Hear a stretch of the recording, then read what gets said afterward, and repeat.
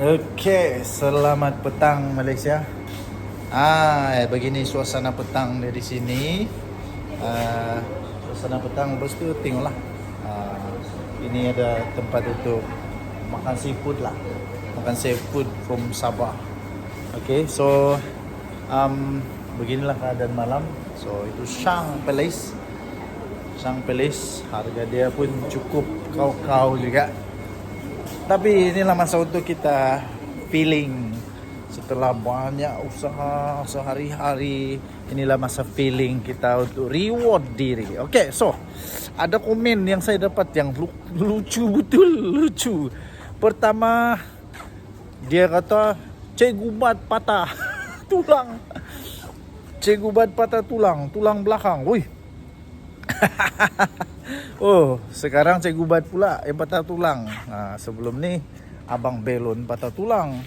Tapi tiba-tiba sekarang Cikgu Bat pula patah tulang. Aduh, ya apa sudah jadi. Kemudian ada satu komen yang lucu juga. Ada satu komen yang cukup lucu juga. Dia kata Cikgu Bat itu lebih bijak dari Kawasi. Bila masa pula saya cakap saya bijak. Saya tidak pernah klaim bahawa saya bijak daripada Cikgu Bat. Tidak pernah saya klaim bahawa saya cukup bijak, lebih bijak daripada Cikgu Bat. Okay? Tidak pernah. Tidak pernah saya klaim. Tapi yang pasti, yang bagi komen tu, saya rasa saya lebih bijak dari kau lah. Saya lebih bijak dari kau. Sebab kenapa? Sebab saya tahu bahawa Cikgu Bat salah. Apabila dia kata tulang belakang tu patah. Tidak patah, mana ada patah. Mana ada patah. Saya pernah ada kawan, ada saudara, ada rakan, ada kenalan yang saya memang tahu patah tulang belakang. Tahu macam mana keadaan orang patah tulang belakang. Tidak ada lah yang sampai duduk peluk-peluk tu, tiada. Orang yang patah tulang belakang ni langsung terus cacat, tidak boleh bergerak lagi. Dia punya bahagian bawah badan itu memang tidak boleh bergerak lagi.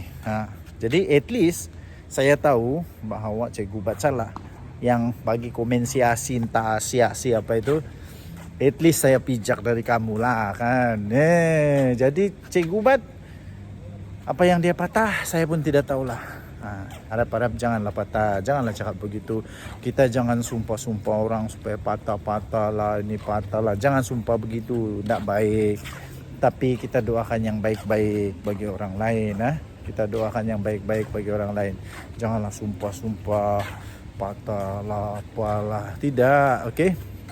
So, kita akan terus tengoklah apa seterusnya terjadi kepada Abang Belon yang dibantu habis-habisan oleh Cikgu Bat ini. Dan dibantu pula oleh beberapa lagi orang politik yang memang sekarang ini berusaha sungguh-sungguh untuk menunggang sungguh-sungguh isu ini. Walaupun isu ini sebenarnya sudah selesai. Dan tahu atau tidak, sekarang ini yang saya risau Cikgu Bat dan beberapa orang lagi yang usaha sungguh-sungguh untuk kononnya mau membantu Abang Belon ini. Yang saya risau bukan Abang Belon makin tertolong, tapi kemungkinan Abang Belon makin bermasalah. Kemungkinan Abang Belon bukan saja semakin tidak tertolong, tetapi semakin dalam masalah. Kerana apa yang saya tahu, sebelum Abang Belon boleh masuk mahkamah, dia kena dulu lalui saman-saman yang perlu, yang mungkin dia kena. Pertama, dia bakal akan kena compound. Dia akan kena compound dulu. Kerana dia melanggar undang-undang tiada lesen. Kedua, Abang Belon boleh kena boleh kena compound lagi kerana menghalang lalu lintas. Sudahlah dia tidak lesen, dia menghalang lalu lintas. Ketiga, dia pun perlu juga akan menghadapi satu lagi ujian di mana mungkin dia boleh didakwa telah mencederakan, telah menyebabkan pegawai awam, kaki tangan awam, penguat kuasa juga berada dalam keadaan yang cedera, maksudnya melawan. Kalau dia melawan lah. Kalau dia dapat buktikan dia tidak melawan, tidak apa. Tapi kalau dia dibuktikan dia melawan, macam mana? Kemudian setelah semua itu dia menang, barulah dia boleh lawan di mahkamah. Tapi macam mana? Macam mana? Dia sedia kah? Sanggup kah? Kesian dia. Jadi pada pendapat saya, jangan api-apikan dia lah. Jangan bagi dia semangat, kita mesti lawan. Jangan. Cukup-cukup lah. Semua yang sudah selesai, selesaikan dengan baik. So, jangan api-apikan, jangan bagi dia semangat, jangan bagi dia tiba-tiba, kita mesti lawan. Sampai dia percaya dia boleh lawan. Yang akhirnya yang susah dia juga.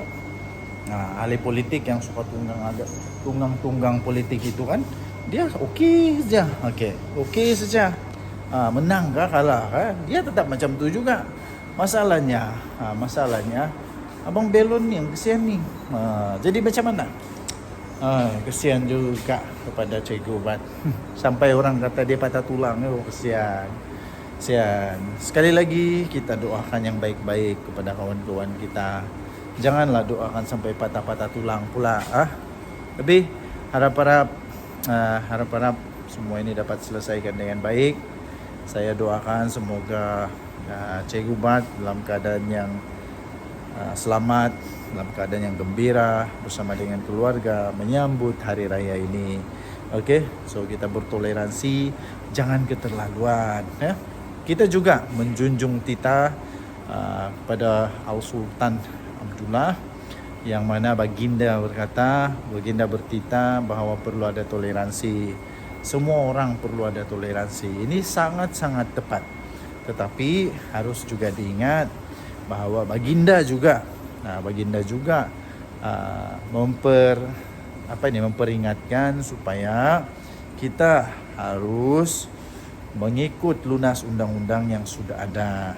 Jangan langgar undang-undang.